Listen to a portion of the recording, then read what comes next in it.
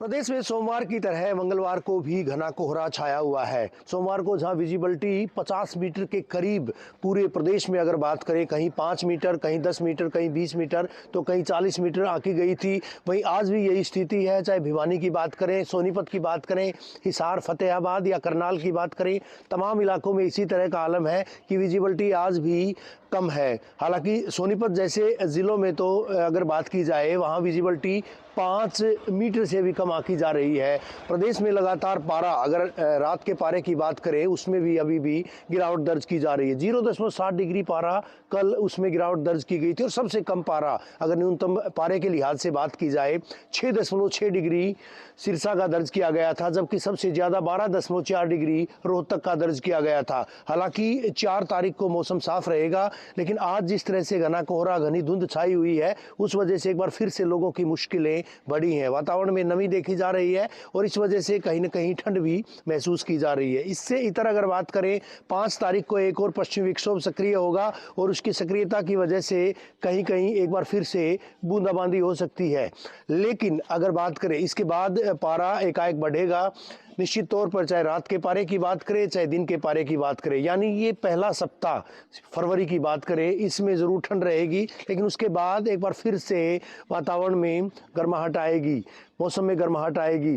और ऐसे में अभी फ़िलहाल की बात करें, अधिकतम पारा भी 20 डिग्री के आसपास तमाम ज़िलों में बना हुआ है और इसको सामान्य से 2.3 डिग्री सेल्सियस ज़्यादा आंका जा रहा है। हालांकि अगर बारिश के लिहाज से बात करें तो इस साल में 20 mm बारिश दर्ज की जा चुकी है, जो कि सामान्य से 38% ज़्यादा है। यानी अभी तक 14.9 mm बारिश दर्ज की जाती थी, लेकिन इस बार 38% ज़्यादा बारिश हो चुकी है। इसमें फ़िलहाल अगर बात करें मौसम की, तो मौसम के लिहाज से अभी भी ठंड है, क्योंकि पहाड़ों पर जिस तरह से बर्फबारी का दौर लगातार चला था, उसके बाद वातावरण में ठंडक दर्ज की गई थी। और फिलहाल पारा यही है कि जो सामान्य के आसपास, अगर न्यूनतम पारे की बात करें, वो चल रहा है, जबकि अधिकतम पारा सामान्य के 2.3 डिग्री तक ज़्यादा चल रहा है।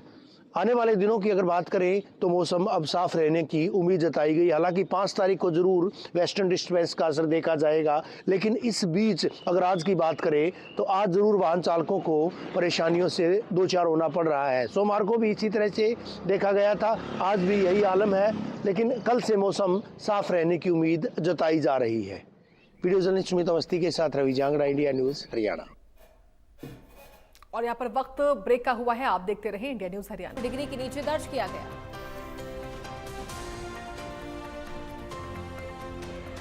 एक स्ट्रॉन्ग वेस्टर्न डिस्टर्बेंस एक्टिव होने के चलते मौसम में एक बार फिर से परिवर्तन हुआ है। उत्तरी इलाकों में बर्फबारी हो रही है, जिसके चलते निचले इलाकों में उसका असर देखने को मिल रहा है। तो अलग अलग जिलों के तापमान की बात करें, सिरसा में करीब 6 डिग्री, गुरुग्राम में 8.9, कुरुक्षेत्र में 9, नारनौल में 10, पानीपत में 10, सोनीपत में 10, जींद में भी 10 डिग्री तापमान दर्ज किया गया, यमुनानगर में 10, कैथल, फतेहाबाद, पंचकुला में 10 डिग्री तापमान दर्ज किया गया है, अंबाला में 10.2, भिवानी में 11, हिसार, चरखी दादरी में भी 11 डिग्री, रोहतक में 12.2 और फरीदाबाद में करीब 13 डिग्री के आसपास तापमान दर्ज किया गया। तो फिलहाल सिरसा में सबसे कम तापमान दर्ज किया गया है। बर्फीली हवाएं चल रही है, कोहरा लगातार छाया हुआ है, विजिबिलिटी कई इलाकों में काफी कम देखने को मिल रही है।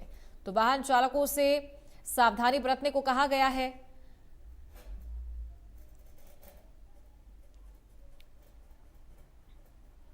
तो मौसम विभाग ने पूर्वानुमान जारी किया था कि फरवरी के पहले सप्ताह में फिर से मौसम में परिवर्तन हो सकता है, तो कई इलाकों में बारिश भी हो रही है। मौसम विभाग के अलर्ट के बाद लगातार कोहरा प्रदेश को अपने आगोश में लिए हुए है। विजिबिलिटी मात्र 50 मीटर की रह गई है। वाहन देखते हुए, रेंगते हुए नजर आ रहे हैं। लोग फॉग लाइटों का सहारा लेकर, सफेद पत्तियों का सहारा लेकर अपने गंतव्य की ओर बढ़ रहे हैं। पानीपत में क्या स्थिति है, हमारे सहयोगी की रिपोर्ट देखिए। आईएमडी के अलर्ट के बाद पूरे प्रदेश में आज घनी कोहरे की चादर फैली हुई है। इस समय मेरी मौजूदगी है पानीपत के नेशनल हाईवे 44 पर। आप देख सकते हैं कि कोहरे ने सब कुछ अपने आगोश में ले रखा है। जो वाहन है वो फॉग लाइटों का सहारा लेकर, इंडिकेटर्स का सहारा लेकर और सफेद पट्टियों का सहारा लेकर गंतव्य की ओर बढ़ रहे हैं, क्योंकि इस जो घने कोहरे के अंदर विजिबिलिटी बिल्कुल 40 से 50 मीटर की रह गई है। जहां अगर बात की जाए तो प्रशासन ने भी अलर्ट जारी किया है कि इस घने कोहरे के अंदर अपने वाहनों की गति निर्धारित रखें, कम स्पीड पर अपने वाहनों को चलाएं, क्योंकि इस कोहरे में हादसा होने का भय बना रहता है। दूसरी ओर अगर बात की जाए तो एयर क्वालिटी इंडेक्स, जो पानीपत का एयर क्वालिटी इंडेक्स 2 दिन पहले बरसात के बाद सुधार जरूर हुआ था। एयर क्वालिटी इंडेक्स में कहीं ना कहीं गिरावट दर्ज की गई थी, लगभग 100 के करीब एयर क्वालिटी इंडेक्स आ गया था। पर आज की बात करें तो आज भी पानीपत का एयर क्वालिटी इंडेक्स बेहद खतरनाक श्रेणी का बना हुआ है। 450 के करीब एयर क्वालिटी इंडेक्स दर्ज किया गया है, जो कि एक बेहद खतरनाक श्रेणी का एयर क्वालिटी इंडेक्स है। एक तो कोहरे की चादर आसमान में फैली हुई है, वहीं दूसरी ओर एक प्रदूषण की भी मोटी चादर जिसे कह सकते हैं वो आसमान में है। विजिबिलिटी बिल्कुल ना के बराबर हो चुकी है, वाहन रेंगते हुए नजर आ रहे हैं।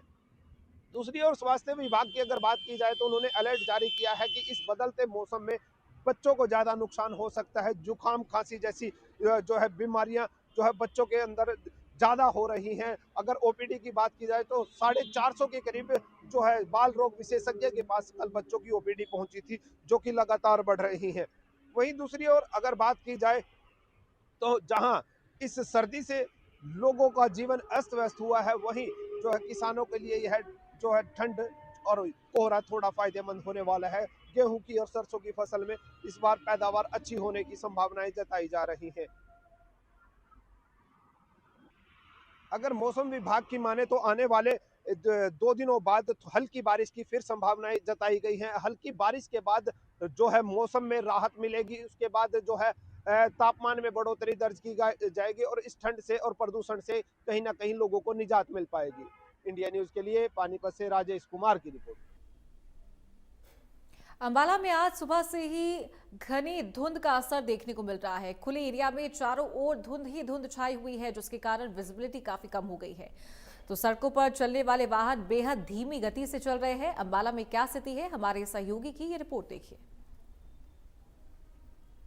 अंबाला में लगातार धुंध का असर देखने को मिल रहा है। सुबह के 8:15 बजे का समय है, लेकिन इस समय भी जो है जबरदस्त धुंध पड़ रही है। पूरा अंबाला घने कोहरे की चपेट में है।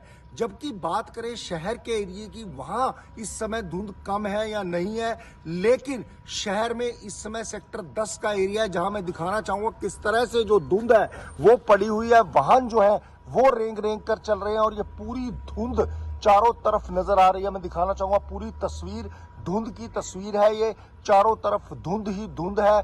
जो तापमान है वो 11 डिग्री के करीब है और ठंड का असर भी अंबाला में सुबह सुबह देखने को मिल रहा है। ये सेक्टर 10 और ये वाटिका की तरफ जो रोड जाती है उस तरफ का दृश्य है। अगर शहर की बात करें तो शहर में हो सकता है धुंध कम हो, लेकिन खुले एरियो में बहुत जबरदस्त धुंध पड़ रही है और जो व्हीकल है उनको भी निकलने में दिक्कत आ रही है। बड़े रेंग रेंग कर जो व्हीकल है, जो वाहन है, वो बहुत रेंग रेंग कर चल रहे हैं। उसका कारण यही है कि चारों तरफ धुंध है और विजिबिलिटी जो है वो बहुत कम है। इस विजिबिलिटी के कारण कहीं ना कहीं लोगों को दिक्कतों का सामना जो है वो करना पड़ रहा है और आकाश में भी पूरे धुंध छाई हुई है चारों तरफ और लगातार ये धुंध पूरे अंबाला में लगातार पड़ रही है। सुबह के समय धुंध रहती है, दोपहर को जरूर धूप निकल जाती है, लेकिन इस समय धुंध का नजारा देखने को मिल रहा है और विजिबिलिटी कम है। ठंड का असर भी अंबाला में देखने को मिल रहा है। इंडिया न्यूज हरियाणा से संजीवानंद, अंबाला।